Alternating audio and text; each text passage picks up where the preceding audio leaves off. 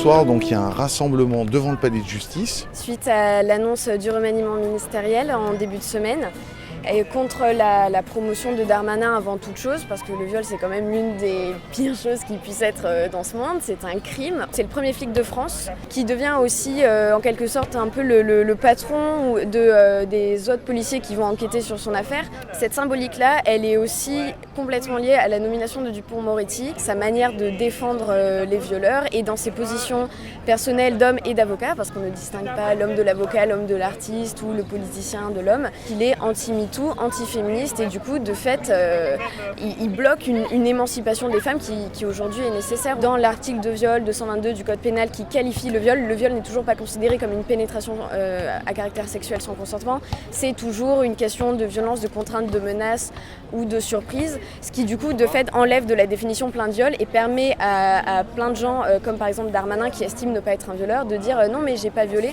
Donc jusque là on avait une indifférence polie, mais à partir du 8 mars dernier on a des flics à Paris qui pour la première fois se sont mis à tabasser des féministes un 8 mars. Donc en termes de symbolique, c'est à ma connaissance sans précédent, mais en tout cas c'est très grave de tabasser des féministes un 8 mars alors qu'on dit grande cause du quinquennat. Marlène Schiappa avait dit qu'elle n'applaudirait jamais un homme accusé de viol. Elle n'a pas dit un violeur, elle a dit un accusé de viol. Sauf que elle applaudit Darmanin aujourd'hui, elle travaille avec lui. Cette espèce de paradoxe dans la présence du viol dans notre réalité sociale fait que à la fois on se dit non mais là c'est pas possible, elle ment, c'est trop gros, elle peut pas accuser telle personne parce que c'est son cousin, c'est son copain, c'est son mec, c'est son ministre, c'est son policier, c'est son patron. Et pourtant c'est ce qui fait aussi que justement c'est urgent de s'emparer du problème et de le résoudre. Et ça passe par se réunir, être là, parler et exiger des réponses politiques.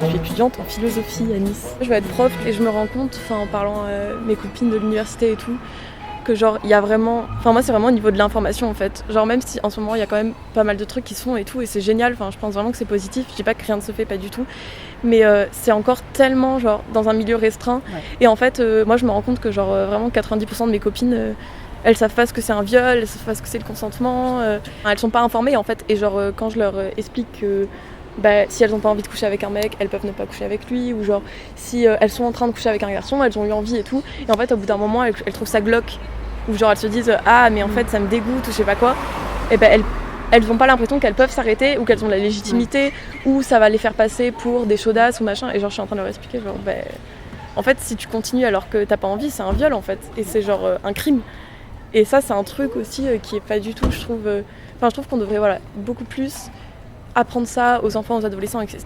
Déjà parler du viol en fait, parce que genre juste on n'en parle pas, en tout cas à l'école, moi on n'en a jamais parlé, ou sinon on en parle comme un truc genre le viol dans la rue, hyper violent par quelqu'un sur une voiture, tu vois, mais on parle pas du viol avec ton copain et tout, alors qu'en fait, moi toutes les meufs que je connais elles se sont faites violer, en fait on rend invisible un truc qui est genre tellement gros, qui existe partout, dans la rue, je pense 80% des femmes se sont faites violer, et du coup je pense que quand quelqu'un dit en fait le ministre il est violeur, en fait c'est comme si ce mot il avait aucun sens, il avait un sens du vide en fait. Ce truc là est tellement insupportable je pense pour la pensée collective qu'on se dit il vaut mieux pas en parler. Hop, on prend un autre chemin.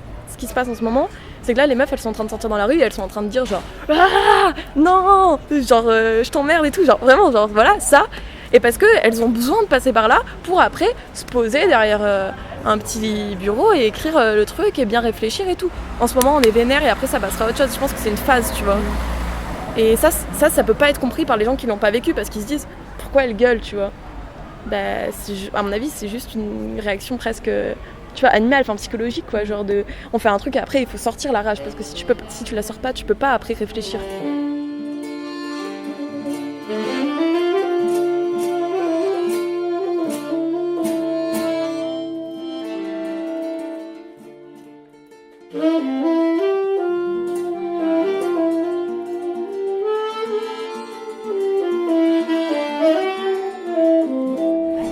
Florence Moreno, j'écris des livres depuis longtemps et je suis féministe engagée depuis 1971.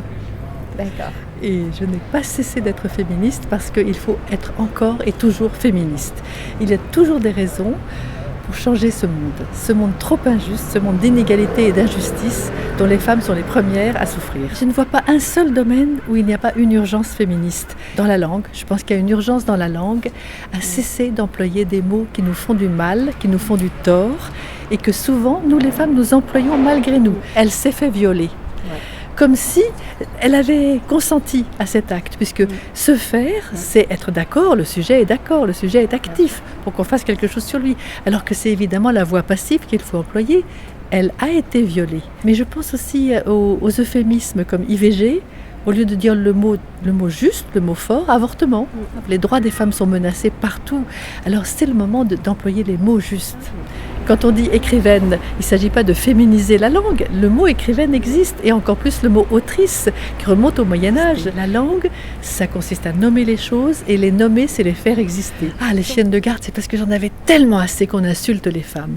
En France, le pays de la galanterie, c'est pas imaginable le niveau d'insulte que subissent les femmes dans l'espace public. Les étrangers ont du mal à comprendre. Je suis sûre que vous savez ça, vous, ici, dans la rue. Chaque femme, vous savez peut-être pas, vous les hommes, mais chaque femme qui est dans la rue s'expose à être traitée, en gros, de pute. C'est de constater que la sexualité, eh bien, ça sert, dans notre culture, ça sert à souiller les femmes. C'est très agaçant de constater que nous ne sommes que notre corps, nous ne sommes que notre sexe, et ça sert à nous salir.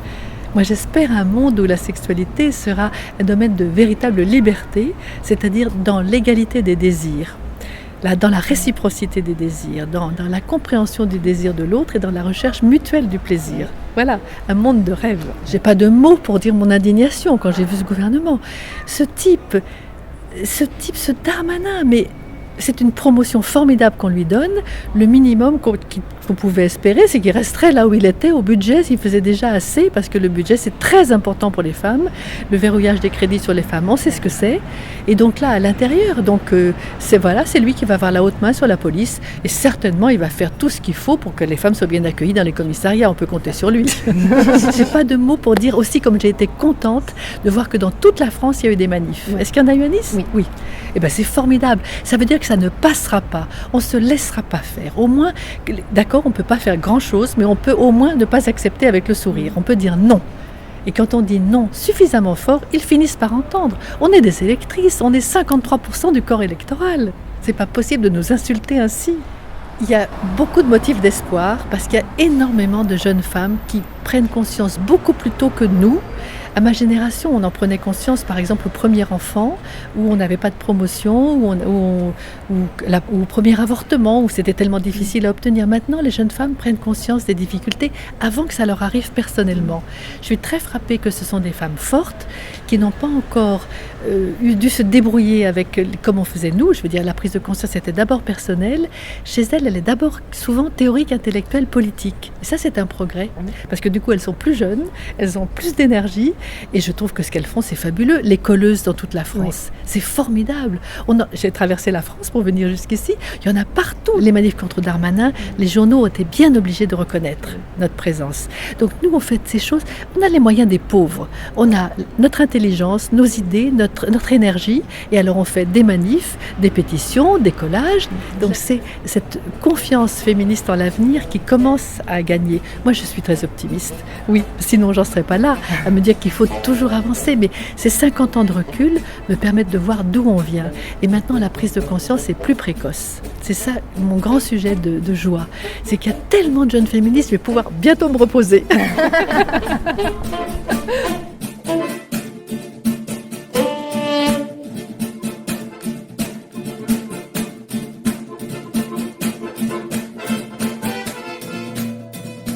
Sur le plan pénal, non seulement les parquets ne sont pas très diligents, ou pas très intéressés par ce type de dossier, mais en plus, on a, malgré des textes qui ne disent pas tout à fait la même chose, on a des obligations de preuves à apporter qui sont généralement extrêmement complexes. Le mot inapproprié devient maintenant tout ce qui recouvre tout ce qui peut être sexualisé. Que ce soit vis-à-vis des enfants, que ce soit vis-à-vis des femmes, c'est des gestes inappropriés. On avait essayé de mettre en place des moyens qui sont des moyens volontaristes sur les discriminations positives, pour essayer d'obliger à la parité dans des milieux qui, évidemment, y étaient extrêmement réticents. On est quand même bien dans une réglementation pour pousser à la parité. Est-ce que c'est parce qu'on a X hommes, X femmes dans une liste, est-ce que ça marche bien ? J'y crois pas. Et dans ce qui se passe dans les entreprises, on a, au-delà du harcèlement moral qu'on connaît, et qui est souvent d'ailleurs un harcèlement moral genré, bon. Mais on a quand même un développement d'harcèlement sexuel qui est extrêmement grave. Et pour faire bouger les lignes là-dessus, pour faire déclencher des enquêtes, des sanctions, et que ça ne soit pas la personne justement qui est harcelée qui en paye le prix, c'est encore plus compliqué. Et c'est vrai que ces dossiers-là, malheureusement, ils se multiplient. Les représentations syndicales qui sont dans les entreprises ont eu beaucoup de mal aussi à rentrer dans le jeu. Et au début, ce n'était pas leur combat du tout. Les choses ont changé.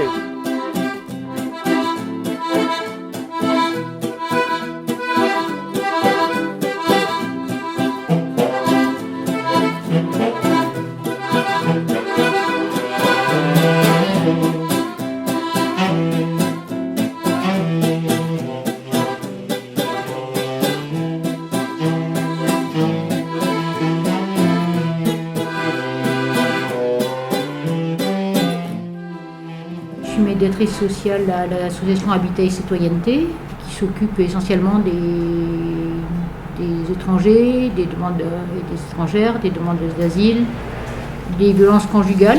On a beaucoup de femmes qui viennent d'Albanie, Kosovo, mais beaucoup d'Albanie, pour des raisons souvent de traite. On reçoit aussi beaucoup de femmes nigérianes, de femmes de Côte d'Ivoire, de Guinée, qui racontent, qui essayent de raconter quand elles le peuvent ce qui se passe, quoi. Et c'est d'une violence extrême. Déjà, elles sont payées souvent de leur corps pour passer les frontières. La France et l'Europe aident la Libye à récupérer les migrants et les migrantes en mer. Et là, on a un petit garçon qui a été enfermé 6 mois avec sa mère et sous antipsychotique, quoi, à 8 ans. Pays des droits de l'homme. Il faut arrêter avec ça, quoi. La France n'est pas le pays des droits de l'homme, et encore moins de la femme, quoi. Tout repose sur les associations. Parce que quand les violences ne sont pas caractérisées, ne sont pas reconnues, comme les violences psychologiques, les violences financières, les violences administratives, c'est-à-dire que je te pique ton passeport, je t'enferme à la maison. Il y en a combien de femmes qui sont enfermées chez elles et qui ne sortent plus, quoi. Qui font l'esclave, quoi. Esclave domestique, esclave sexuelle, enfin tout. Et alors justement, la lutte contre les violences faites aux femmes, grande cause du quinquennat, ça doit marcher super bien quand une femme porte plainte. Ça me fait vraiment rire. Je crois que sur Nice, alors l'accueil de Nuit Femmes doit accueillir, je ne voudrais pas dire de bêtises, mais je crois que c'est 16 femmes. Peut-être 20 places d'accueil de femmes victimes de violences. C'est ridicule. La ville de Nice n'étant pas des plus accueillantes, au niveau des bancs publics, des jardins. Dans l'année, on a eu, c'est pas la gloire, mais on a eu 4 ordonnances de protection qui ont abouti. Il y a une très grande sororité entre les femmes. Ça, c'est quand même un bon point. Bon, tant que l'Europe se mentionnera cette politique assassine, quoi, on ne pourra pas y faire grand-chose. Tant que l'Europe fermera ses frontières, l'Europe forteresse, c'est vraiment une réalité. Quand on laisse des migrants en mer pendant des jours et des jours sans les accueillir, mais on fait quoi là? Donc je sais pas, mais il faut faire quelque chose.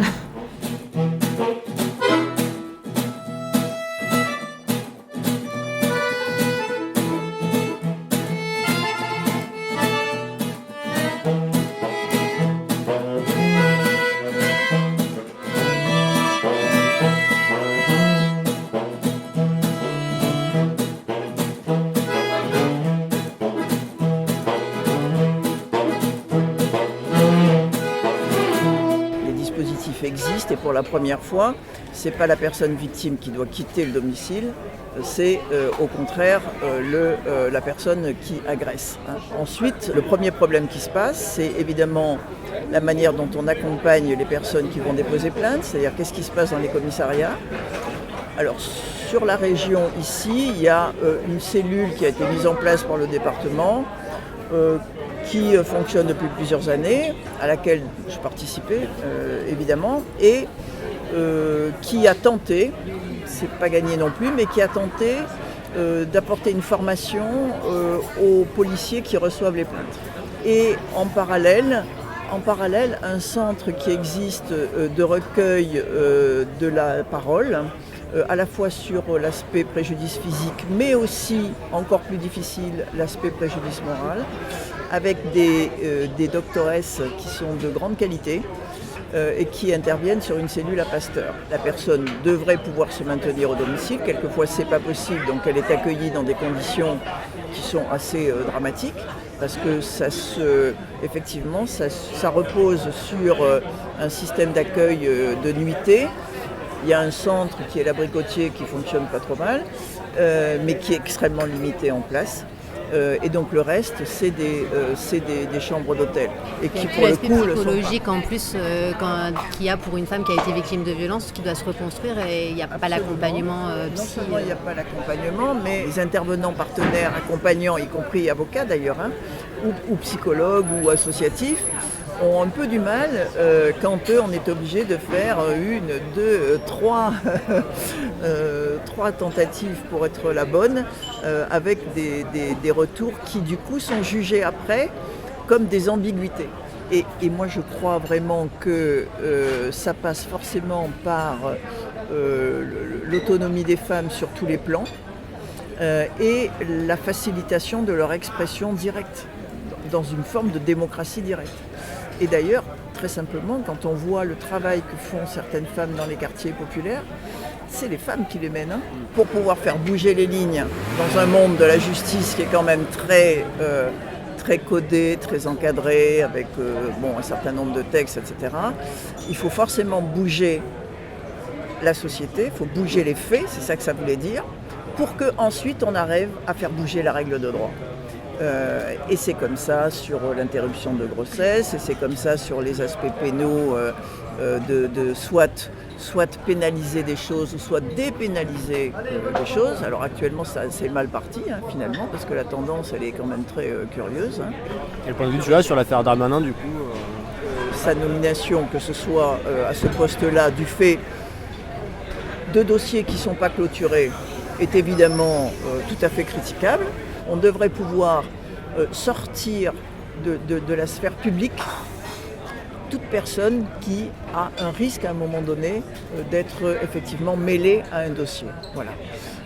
Mais à la limite même, si on va jusqu'au bout, ça devrait venir de la personne elle-même d'ailleurs. Et puis sur le problème de notre ministre de la Justice, qui pour le coup a des propos qui sont évidemment machistes, évident. On a une architecture, encore une fois, qui est problématique en ce sens qu'on a des juges qui jugent, des procureurs qui sont censés représenter la société et qui émanent de la même école et qui se fréquentent tout le temps et qui ont des carrières dans lesquelles on peut passer de l'une à l'autre. Et ça, c'est extrêmement dangereux. Dire que la justice est indépendante et qu'elle ne fait pas partie du monde politique, c'est une stupidité. Puisque par définition, la conduite de la politique judiciaire, elle est éminemment politique. On a quand même un gouvernement qui est paritaire, mais on constate qu'en termes de droits des femmes ou des minorités, quelles qu'elles soient, ça ne va pas entraîner a priori grand-chose de mieux pour qui que ce soit. Il y a un fonctionnement justement systémique qui fait que, sans passer par la case démocratie directe, auto-organisation, et sans créer nous-mêmes les instances démocratiques et égalitaires qu'on veut, on aura du mal à changer ça de l'intérieur. Enfin, j'ai quand même l'impression que toi, tu as pu voir ça de l'intérieur et tu as pu peut-être percevoir ça. Mais... La difficulté, elle est que actuellement, et c'est comme ça, on est dans un mode de démocratie représentative. Bon. Donc ça veut dire qu'on est dans un mode de délégation. Et le mode de délégation, il est compliqué, parce que du coup, à quel moment on demande à ceux à qui on délègue le pouvoir d'eux de rendre des comptes. La difficulté, c'est de sortir de ce seul système de représentation et de délégation. Donc oui, il faut obliger à la parité, parce que malheureusement, on n'a pas trop de moyens. Oui, il faut sanctionner quand c'est pas fait. Oui, il faut sanctionner ceux qui commettent des infractions, mais il faut travailler à l'égalité économique et il faut travailler à l'autonomie des femmes sur tous les plans, y compris en démocratie.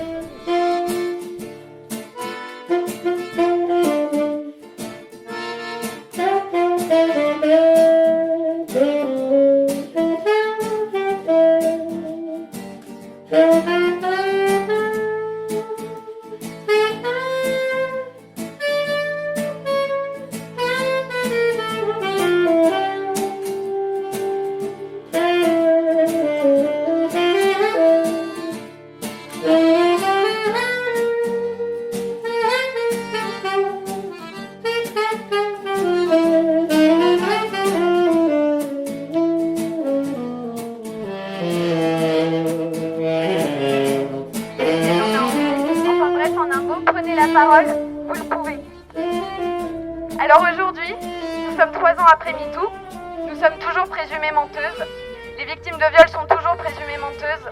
Darmanin n'est pas seulement impuni, il est promu, il est célébré, il est, comme il le dit lui-même, la tête haute. Ce n'est pas de la simple violence symbolique comme on a pu assister au cours des Césars où Polanski a été célébré en tant que meilleur réalisateur. C'est au-delà de la violence symbolique.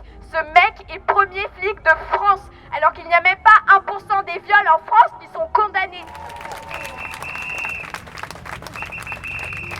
Il est homophobe, il est contre le mariage homosexuel, il est contre l'adoption, il est rétrograde, conservateur, réactionnaire. Nous nous joignons également aux craintes des magistrats.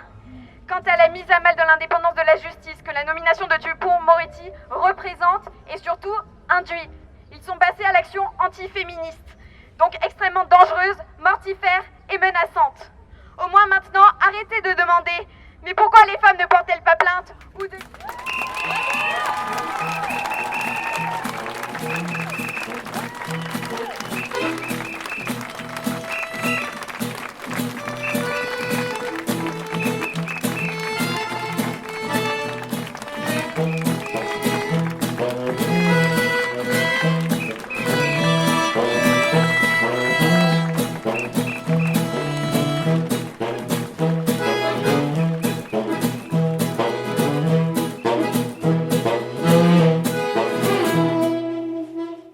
Clairement, à mon avis, dans tout ce que je fais, une sorte d'entre-deux, entre quelque chose qui serait apaisant, positif, on pourrait même dire esthétique, et d'un autre côté, quelque chose qui peut être très dur et qui parle de la souffrance, des blessures. Le patriarcat est tout le temps là, est tout le temps présent, et je ne l'ai jamais vu s'effacer, quoi.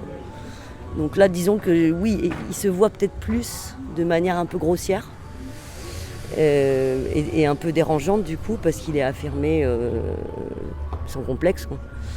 Mais c'est pas un retour. Je pense qu'il a toujours été là. On a tous eu l'occasion pendant le confinement de vivre ça. Moi, chez moi, ça a été le cas. Des femmes qui crient, des gens qui sortent aux fenêtres.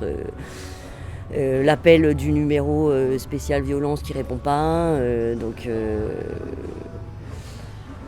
Donc oui, c'est inquiétant, mais moi ça me surprend pas en fait. J'ai traversé MeToo en ayant l'impression qu'il y avait vraiment quelque chose qui se passait. Et puis au fil des mois, l'impression que finalement ça va, ça s'empêtre un peu, ça s'enterre. Il semblerait que MeToo en France a été très relayé, très partagé, le hashtag. Donc il y a énormément de femmes qui se le sont appropriées, qui s'en sont servies, et puis derrière... Voilà, on est en France, on est dans le pays de la galanterie, tout ça, c'est de l'exagération, parce que finalement on vit bien, tout va bien. On m'a quand même dit, MeToo, attention avec ces trucs-là, parce qu'on va castrer nos hommes. Donc venant de là, ayant vécu ça, ce qui se passe aujourd'hui, je trouve que ça va presque dans une logique, quoi. On a l'impression que ça va mieux, mais en réalité, ça va pas mieux du tout, quoi. C'est incroyable de voir que dans les collections d'État, c'est-à-dire ce que l'État va acheter pour être conservé, protégé par le temps, il n'y a que 16% d'œuvres créées par les femmes. Et que chaque année, on a 70% de nouveaux artistes qui rentrent en galerie, c'est des hommes. C'est très intéressant de voir qu'il y a vraiment des préjugés, des choses qui n'existent pas forcément dans les autres milieux, mais qui est très très très ancré dans l'art et l'art contemporain essentiellement. Les commandes de ville, c'est-à-dire la ville, elle commande quoi et à qui? Parce que les commandes de ville ou d'agglomération ou de région, c'est des sommes qui peuvent aller de 25 000 à 150 000 euros, ça dépend des régions. Si vous trouvez une femme, vous me l'indiquez, parce que je n'en connais aucune. Et je me suis dit, post-confinement, avec tout ce qui s'est passé, avec toutes les femmes qui sont battues au front, avec les images qu'on a pu voir, tu sais, avec tous ces hommes autour d'une table pour prendre les décisions. Et je me suis dit, là, peut-être que les gens sont suffisamment sensibles, suffisamment touchés, comme si leur peau avait été tellement tannée qu'on pouvait enfin faire passer ce message-là et qu'on pouvait peut-être voir et aimer. L'art est un ultime recours. Il n'est pas un but en soi. L'engagement n'est pas un vain mot. Avoir le pouvoir sur les femmes, c'est avoir le pouvoir ultime. Sur la vie, sur la procréation, sur l'éducation, sur le maintien du patriarcat, sur une civilisation et aussi sur la guerre, sur la destruction. Je travaille en laboratoire privé d'analyse médicale et réalise les prises de sang. Et tout ce travail se fait vite, vite, toujours vite. J'ai le temps de rien, je n'ai pas assez de temps, j'ai peu de temps. J'embrasserai,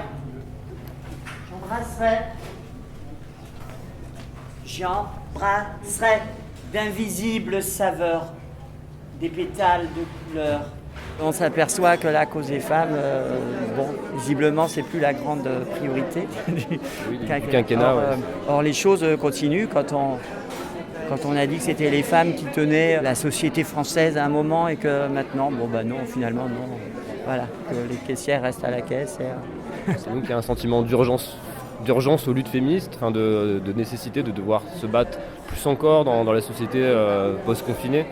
On a senti qu'à partir du moment où la maladie arrivait, on revenait aux choses sérieuses. Donc on réinstaurait un dispositif très patriarcal où on vous dit maintenant les enfants, vous allez faire ceci, vous allez faire cela, vous allez nous écouter, vous sortez plus, on vous met des drones, vous mettez des masques et on écoute bien papa. Et donc, non, moi je suis pour une responsabilisation des personnes.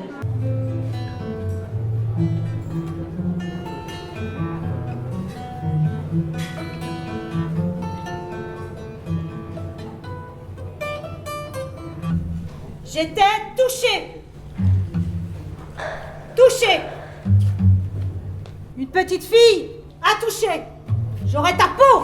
J'étais une petite chose chétive, à contre-genre, outre-genre, entre-genre, et pourquoi pas d'intergenre, une chair atypique, où mon nom s'écrit à chaque instant, se détermine grand genre.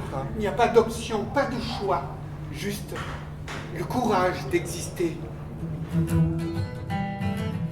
On a l'impression que ce monde a réduit la vie de la femme à un grand silence. Et en général, c'est un silence très contenu. Les femmes n'osent pas trop prendre la parole. Je suis la première. Il me faut du courage pour me mettre sur scène. Ne me voyez pas comme ça. Moi, ce que je préfère, c'est écrire, me cacher derrière les mots. Mais l'atelier de Floressa, aujourd'hui, m'a donné l'occasion de crier plus fort. Donc, je voulais que mon texte soit aussi un témoignage pour tous ceux qui doutent, pour tous ceux qui n'ont pas grand-chose, qui manquent de beaucoup, pour tous ceux qui ont des rêves, pour tous ceux qui ont une vie de devoir et qui voudraient quand même se passionner pour des choses ou qui ont des passions qu'ils n'osent pas exprimer. Je voulais que mon texte serve à ça aussi. La femme est l'égale de l'homme, ça ne souffre pas de discussion. Mes aïeux vivaient en contact permanent avec la brousse et parlaient le langage de la nature. Ils étaient cette nature même. Je suis le vent fougueux qui fait gémir les bois.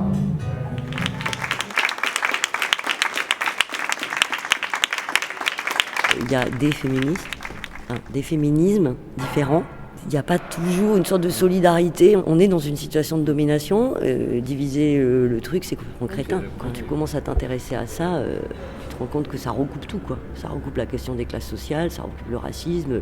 Finalement, c'est tout la même chose. Mon domaine, c'est essentiellement le domaine de l'art. Donc je m'intéresse à la présence des femmes dans l'art et donc mon travail de dessinatrice, ça en fait partie, faire des fanzines, ça en fait partie. Ça m'intéresse aussi parce que moi je suis enseignante, donc je vois passer des générations d'élèves d'art qui vont après, pour une partie, faire des études d'art. Mon activisme, il va être là aussi. C'est-à-dire que quand je fais mes cours, je mets des artistes femmes. Dans le monde de l'art, mais au sens très général, j'ai l'impression que justement, le MeToo, il n'est pas du tout passé. Mais on a l'impression qu'il y a plus de retard dans les milieux artistiques en général que dans le reste de la société en fait. C'est pas faux. Je crois qu'il y avait une femme en France qui dirigeait un conservatoire en 2013. Les directeurs d'écoles d'art, c'était pareil, les théâtres. Il y avait seulement la danse où on n'arrivait pas loin de l'égalité. C'est quand même très caricatural. Moi, j'ai fait mon parcours en école d'art à la Villa Arsan. À l'époque, il n'y avait pas de femmes. Si, je crois qu'il y avait une enseignante. Voilà. Aujourd'hui, il y a quand même une haute figure de femme émancipée à la culture, Roselyne Bachelot, que là, on peut quand même considérer que c'est une avancée assez immense dans le combat féministe. Alors, ouais, je pensais que c'était un gag, une erreur. Franchement, je n'ai pas compris. Et je me suis quand même retrouvée face à des gens qui me disaient « Ah, mais oui, c'est une fan d'opéra. Il n'y a pas de contenu, il n'y a pas de réflexion, il n'y a pas de position, il n'y a pas de contenu. On aime bien la musique. Bon, c'est bon, elle aime la musique, elle peut être... » Mais à partir du moment où on croit en ça, je ne vois pas comment on peut s'intéresser aux femmes, aux minorités, au racisme, aux pauvres, à la culture, à l'art. Tout ça, pour eux, c'est tellement secondaire. Darmanin, démission, Darmanin, démission, Darmanin, démission, Darmanin, démission, Darmanin, démission, Darmanin, démission, Darmanin, démission, En termes de symbole, quand on annonce que la grande cause du quinquennat est la lutte contre les violences sexistes et sexuelles, cette élection renvoie une image contraire aux valeurs annoncées. Contre la création du délit d'outrage sexiste, Dupond-Moretti a déclaré que les femmes regrettent de ne plus être sifflées dans la rue. Est-ce que ça vous fait plaisir? Moretti démission! Les hommes accusés de proxénétisme aggravé dans l'affaire du Carlton sont soi-disant des copains qui s'offrent du bon temps. Aux associations féministes qui luttent pour l'égalité entre les femmes et les hommes, ils déclarent vous préparer un curieux mode de vie pour les générations futures. Bon courage au mouvement féministe et aux victimes de violences sexuelles avec de tels interlocuteurs pour interroger le système policier et judiciaire.